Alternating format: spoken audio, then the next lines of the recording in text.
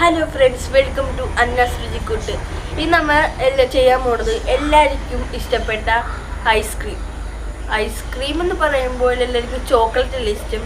നമുക്കൊരു വെറൈറ്റി ആയിട്ട് ഉണ്ടാക്കാം. പപ്പായ ഐസ്ക്രീം. പിന്നെ ഈ വീഡിയോ നിങ്ങൾക്ക് ഇഷ്ടപ്പെട്ട ലൈക്കും ഷെയറും സബ്സ്ക്രൈബും ചെയ്യാൻ മറക്കരുത്. പിന്നെ സൈഡിൽ കാണുന്ന ബെല്ലൈക്കൺ അമർത്തിയിട്ട് ഓൾ എന്ന ഓപ്ഷൻ നോക്കിയിട്ട് ഞങ്ങൾ ഇടുന്ന ഓരോ വീഡിയോസും നിങ്ങൾക്ക് നോട്ടിഫിക്കേഷൻ കിട്ടും. അത് നമുക്ക് നേരെ കിച്ചണിലേക്ക് പോകാം.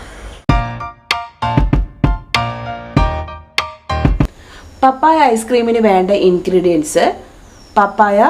ഞാൻ ഒരു ഓവർനൈറ്റ് ഫ്രിഡ്ജിൽ വെച്ച പപ്പായ ഉണ്ട്. അതൊരു വലിയ പപ്പായയുടെ ഹാഫാണ് ഞാൻ എടുത്തിരിക്കുന്നത്. ഒരു 2-3 കപ്പോളം നമുക്കതിൽ വരുന്നുണ്ട്.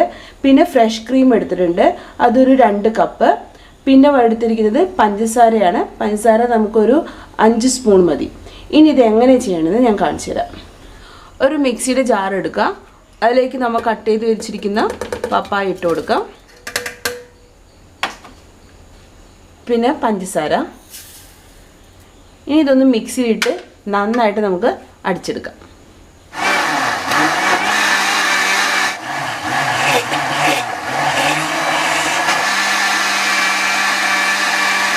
പപ്പായ നന്നായിട്ട് മിക്സിയിൽ അരച്ചെടുത്തിട്ടുണ്ട്. ഇനി ഇതൊരു ബൗളിലേക്ക് മാറ്റാം. ഫ്രഷ് ക്രീം ഒരു വലിയൊരു ബൗളിലേക്ക് ഒഴിച്ചു കൊടുക്കാം. നമുക്ക് ബീറ്റ് ചെയ്തെടുക്കാൻ വേണ്ടിയാണ്. ഇതെപ്പോഴും ഇത്തിരി തണുപ്പിച്ച, അതായത് 1 മണിക്കൂറോളം തണുപ്പിച്ച ഫ്രഷ് ക്രീം വേണം എടുക്കാൻ.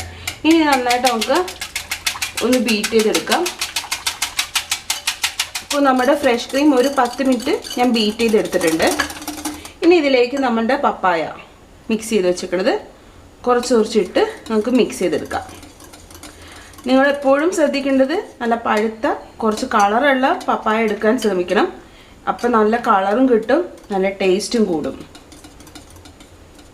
ഇത് ഫുള്ളായിട്ടിട്ട് നമുക്ക് നന്നായിട്ടൊന്ന് മിക്സ് ചെയ്തെടുക്കാം. ചില കുട്ടികളൊന്നും പപ്പായ വെറുതെ കൊടുത്ത് കഴിക്കൂല. അപ്പം ഇതുപോലെയൊക്കെ ഐസ്ക്രീമായിട്ടൊക്കെ ചെയ്ത് കൊടുത്തു കഴിഞ്ഞാൽ അവർ കഴിക്കുകയും ചെയ്യും. ഐസ്ക്രീം എല്ലാ കുട്ടികളും കഴിക്കുന്ന ഒരു ഐറ്റമാണ്. അപ്പോൾ ഇതുപോലെ നമുക്ക് ചെയ്ത് കൊടുക്കാം. ഈസിയാണ്.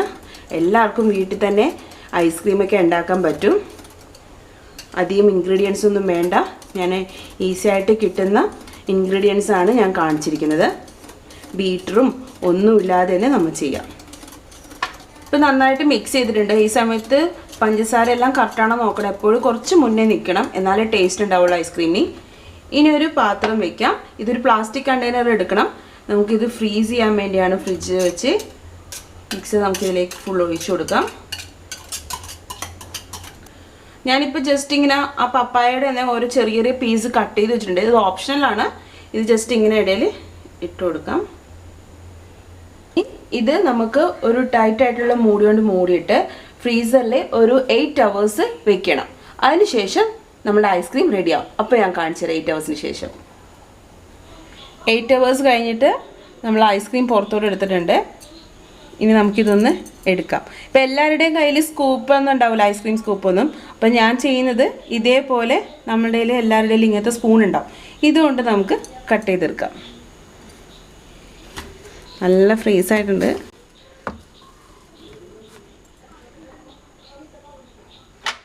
നമുക്കിനി ഇത് സെർവ് ചെയ്യാം. മോൻ്റെ 2 ഫ്രണ്ട്സ് വന്നിട്ടുണ്ട്. അപ്പോൾ അവർക്ക് ഇത് കൊടുത്ത് എങ്ങനെയുണ്ടെന്ന് കുട്ടികളോട് നമുക്ക് ചോദിക്കാം. പിന്നെ ഫ്രണ്ട്സ് വന്നിട്ടുണ്ട്. ഒരെണ്ണം ധനഞ്ജയും ഞാൻ അനുഭവം.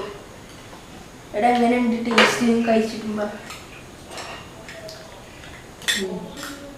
എങ്ങനെയുണ്ട് അനുഭവം? ആദ്യമായിട്ടാണ് പപ്പായ ഐസ്ക്രീം തിന്നുക. നന്നായിട്ടുണ്ട്. Super taste. പിന്നെ എന്ത് പറയാ,